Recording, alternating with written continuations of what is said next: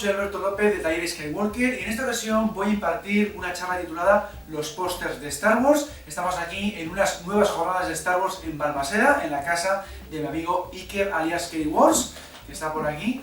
Y bueno, pues nada, a lo largo de una hora pues voy a comentar lo principal y las curiosidades más impactantes de los pósters principales que hemos tenido en la saga, porque lo primero que quiero comentar es que se han fabricado más de 2000 pósters de Star Wars y por tanto pues es imposible hablar de todos ellos. Me voy a centrar, ya digo, en los principales, que son los de cartelera. Y en segundo lugar hay que comentar que no es un trabajo individual como nos podemos pensar, no es los pósters no los hace una única persona, un único ilustrador, sino que pueden intervenir bastantes más personas. Por ejemplo, puede intervenir el director de la película, puede intervenir el productor, puede intervenir también el estudio que financia la película. A veces incluso se contrata a 5 o 6 dibujantes para que hagan bocetos y que los cineastas escojan el boceto definitivo, y luego por supuesto ya vendría el ilustrador o, en los tiempos actuales que son más fotomontajes, pues el diseñador gráfico, ¿no?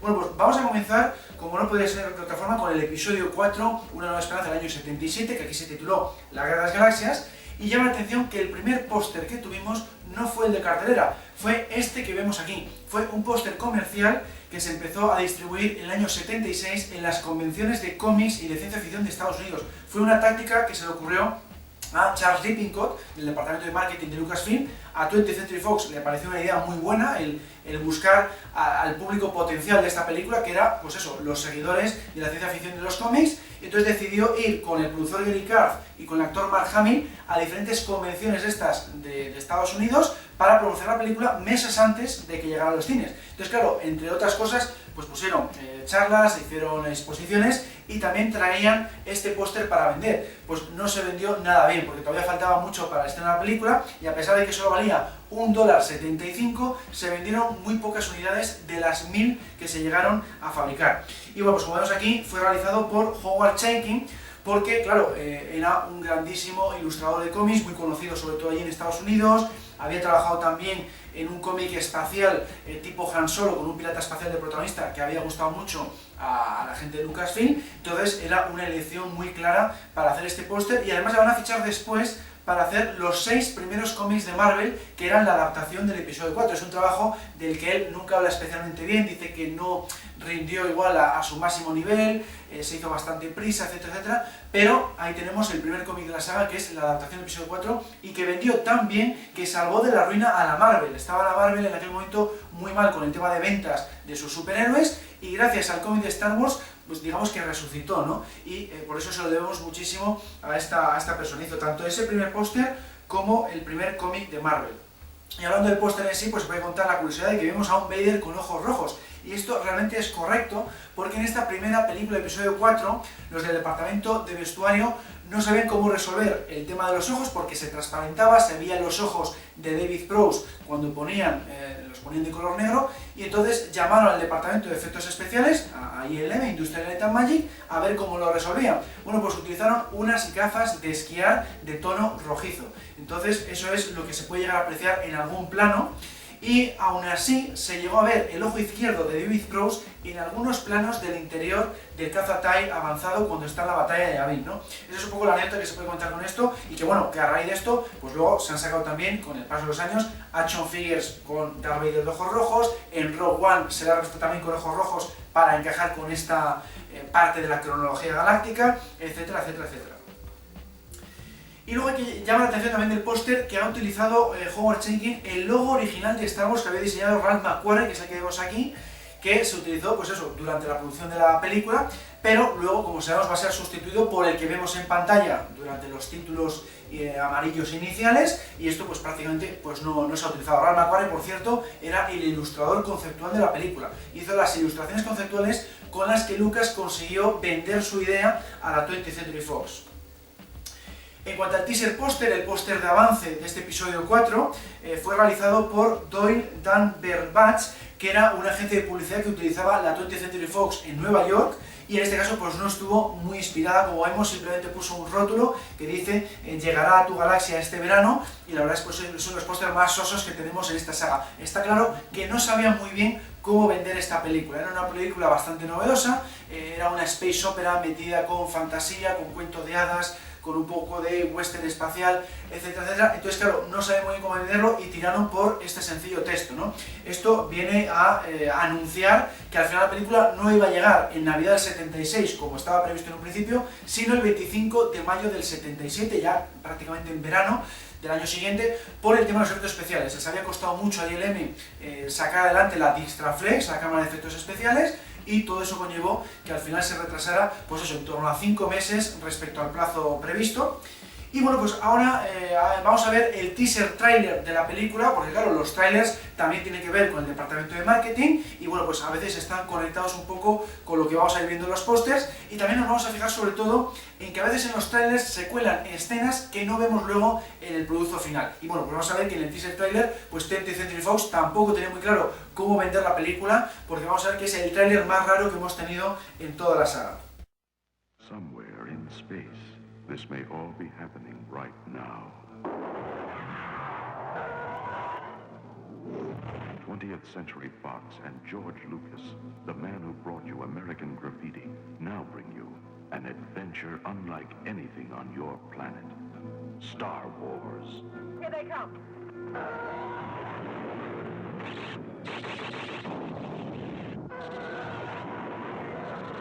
Coming in too fast. The story of a boy, a girl, and a universe.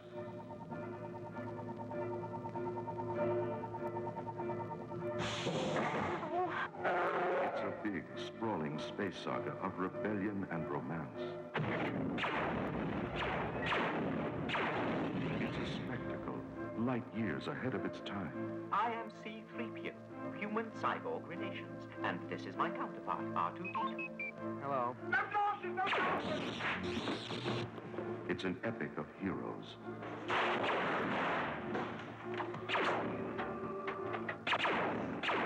Good luck. And villains. And aliens from 1,000 worlds.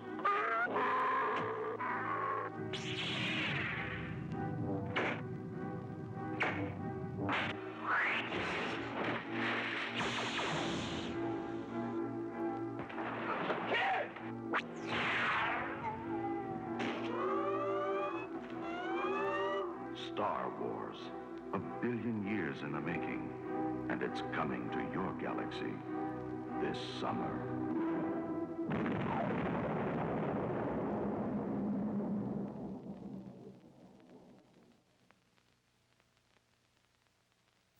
Bueno, pues aquí una de las cosas que más nos impactan de ver de este teaser trailer es que vemos el primer efecto especial de la espada de luz de Obi-Wan y Darth Vader, que eran de color blanco, muy delgadas y mucho menos espectaculares que lo que hemos visto después. ¿Esto por qué fue? Porque originalmente pretendieron hacerlo en cámara, poniendo una barra giratoria con material reflectante pegado a ella, para que al girar pues provocara el reflejo y el efecto de espada láser. Esto pues al final no convenció a Lucas porque claro, no tenían color, ya digo, eran más delgadas, dependiendo del plano y la iluminación no se veían de todo bien, y al final no quedó otro remedio que mejorarlo en postproducción. Y esto claro, dio muchísimo trabajo a ILM porque se tuvo que hacer con la técnica de la rotoscopia, fotograma a fotograma, es decir, se tiene que proyectar cada fotograma y dibujar encima el efecto de luz. Luego claro, quedó mucho mejor porque le dieron color y un poco más de grosor. Esto era tan tedioso para ILM que a partir del Imperio Contraataca lo derivó a una empresa externa, y luego ya con el episodio 1 de la amenaza fantasma, a partir de ahí ya se hacen vía CGI de forma digital y es mucho más fácil, ¿no? Pero en aquel momento todo eran trucos ópticos, había que hacerlo a mano y fue realmente agotador para la industria de Tamagic. Vamos a con el primer póster de cartelera del episodio 4, vamos a ver que se hicieron un total de 5 porque la película duró más de un año en cartel en Estados Unidos y de hecho, como sabemos, se convirtió en la película más taquillera de la historia del cine sin tener en cuenta la inflación, porque en ese sentido seguía teniendo el récord de entradas vendidas, lo que el viento se llevó. Y entonces, claro, como dura tanto en el tiempo, tanto 20th Century Fox como Lucasfilm piden nuevos pósters para mantener fresca la campaña de marketing, ¿no? Bueno, pues centrándonos ahora en el primero que tuvimos, que se distribuyó sobre todo en Estados Unidos, lo realizó Tom Yu, que era un fantástico ilustrador de pósters y que curiosamente había hecho el póster del reestreno del año 67 de Lo que el viento se llevó, que luego inspiró a Lucas para pedir el póster de cartelera del Imperio Contraataca, que vamos a ver después.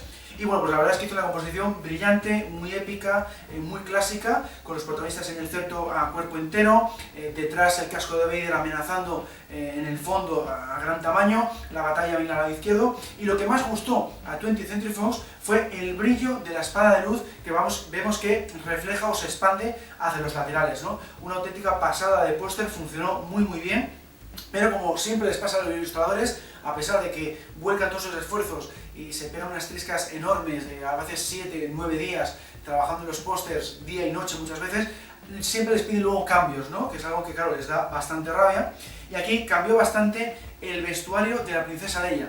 Este es uno de los muchísimos bocetos, el de la mano izquierda, que tuvo que hacer Tom Jung hasta que acabó convenciendo a 20th Century Fox, porque claro, siempre le decían que el vestido que le has puesto no es demasiado parecido al que lleva Carrie Fisher en la película. Y bueno, pues al final el resultado fue el de la derecha, que pues tienes un toque sexy, sobre todo en el caso de Luke, ¿no? Que tiene un pecho como muy fornido, y estaba, claro, esta 20th Century Fox le cantó, porque vas a llamar a la audiencia, que es de lo que se trata, ¿no?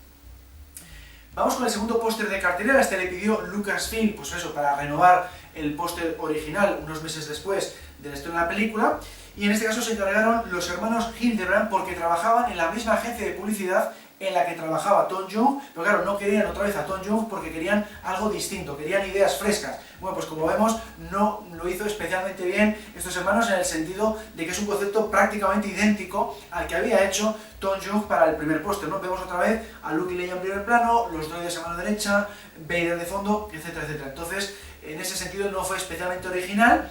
Y luego encima, como vieron que los rostros de los actores, de los personajes, no se parecían demasiado a los actores, a Carrie Fisher y a Mark Hamill, decidieron no utilizarlo como póster de cartelera. Al final no se utilizó, pero salió en modo comercial. Sí que se vendió en las tiendas y demás, y eso vamos a ver que luego tuvo muchísimo éxito a nivel comercial.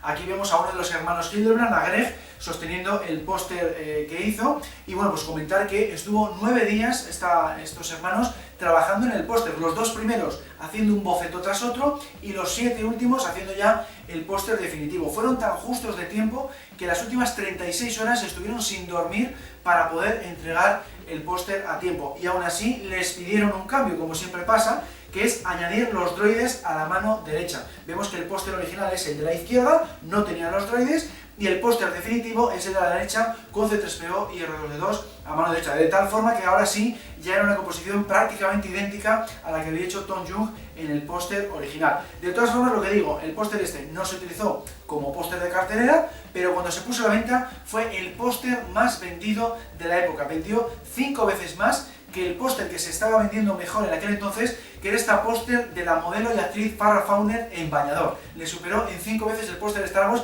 para que nos demos cuenta que Star Wars triunfaba a todos los niveles, ya no solo como película en taquilla, sino también con todos sus productos de merchandising, incluyendo los pósters. Vamos con el tercer póster de cartelera. En este caso se encargó Tom Chantrell, que lo que hizo es basarse en un concepto que le pasó el productor Gary Carth. Gary Carth se involucró muchísimo en la campaña de marketing, igual que el propio George Lucas, y bueno, pues esto hay que destacar, ¿no? Que este productor hizo una labor increíble en las 2 primeras películas de la serie, ya no solo a nivel logística de los rodajes, sino también dando ideas para los guiones, dando ideas para pósters como este, etcétera, etcétera, ¿no? Aquí lo que le dijo este productor a Tom Chantrell es: quiero que la acción parta del centro y se expanda hacia los laterales. Y bueno, pues la verdad es que lo hizo muy bien. Aquí los personajes sí que se parecen a los actores, y parte de eso, ¿no? De un Luke que está disparando al espectador, y luego Han y Leia disparan a los laterales. Está sensacional, y bueno, pues recibió un mote este póster. Este póster se le conoce como el póster 12 del patíbulo, porque es verdad que recuerda mucho al póster de esta cinta bélica del año 67. Ocurre exactamente lo mismo. El protagonista, digamos que dispara al espectador, y el resto de protagonistas disparan a los laterales. Es un poco ese concepto, y la verdad es que Tom Chantrell hizo un trabajo fantástico. De hecho, este es el póster más internacional. Se empezó a utilizar ya en enero del 78 en el Reino Unido, le tuvimos también aquí en España, ha tenido todo tipo de versiones internacionales, y también, por supuesto, se ha utilizado mucho para adornar diferentes productos de merchandising. Vamos ahora con el cuarto póster de cartelera. Este le encargó Lucasfilm ya más de un año después del estreno de la película, en torno a verano del año 78, se distribuyó sobre todo en Estados Unidos y se le conoce como el Circus Póster, el póster de circo, porque claro, parece que está pegado en una valla publicitaria como hacían los circos cuando van a las diferentes ciudades o los diferentes pueblos, ¿no? Que pegaban sus pósters en farolas, en vallas y tal. Y bueno, pues este póster fue encargado a Charles White III, pero no se vio capaz de diseñar los personajes. Como él era especialista en aerógrafo, veía que para dibujar los personajes era mejor tirar de óleo y no se le daba especialmente bien. Entonces llamó a su amigo Drew Struzan, que era especialista en óleo, para que le ayudara con Luke, con Leia, con Han Solo, y luego lo que es Charles White III se encargó sobre todo del deslizador, los droides y Darth Vader, ¿no? Entre los dos hicieron un trabajo fantástico y de hecho se convirtió en el póster favorito de George Lucas de todos los que se hicieron de Star Wars, y por eso fichó a Drew Struzan de aquí en adelante, tanto para Star Wars como para Indiana Jones, como para otras producciones e incluso para productos de merchandising, como vamos a ver después. Y es además, pues eso, uno de los pósters más queridos por el fandom por lo original que es, ¿no? Pero este diseño tan original parte de un error. El error fue que cuando hicieron el póster que vemos aquí a mano izquierda, no dejaron espacio suficiente en la parte inferior para meter los créditos. Entonces había que resolverlo de alguna forma e hicieron esa brillante idea de hacerle más pequeño y como que está pegado en una valla de madera, ¿no? Luego, por supuesto, tuvieron que añadir a Obi-Wan a la mano izquierda, pero gracias a eso, pues ya vemos que tuvieron el espacio necesario en la parte inferior para meter los créditos de la película. A partir de un error, consiguieron dar con una idea brillante que gustó a todo el mundo. Y vamos a con el quinto y último póster de cartera del episodio 4, este se hizo también en torno a un año después del estreno, y de hecho el mensaje es ese, ¿no? Celebrar el primer cumpleaños del episodio 4 con una tarta que tiene una vela y el mensaje que la fuerza te acompañe y se cumple un año hoy. Esto se le ocurrió a Weldon Anderson y bueno, pues George Lucas le dio el visto bueno a pesar de ser el primer póster fotográfico de la saga. George Lucas era más partidario de las ilustraciones, pero en este caso le gustó este concepto y permitió que fuera el primer póster fotográfico. Vamos a ver que después que se han hecho algunos más, pero siempre George Lucas ha sido muy tradicional en ese aspecto y por eso en la trilogía de precuelas también tenemos a Struzan dibujándolas, ¿no?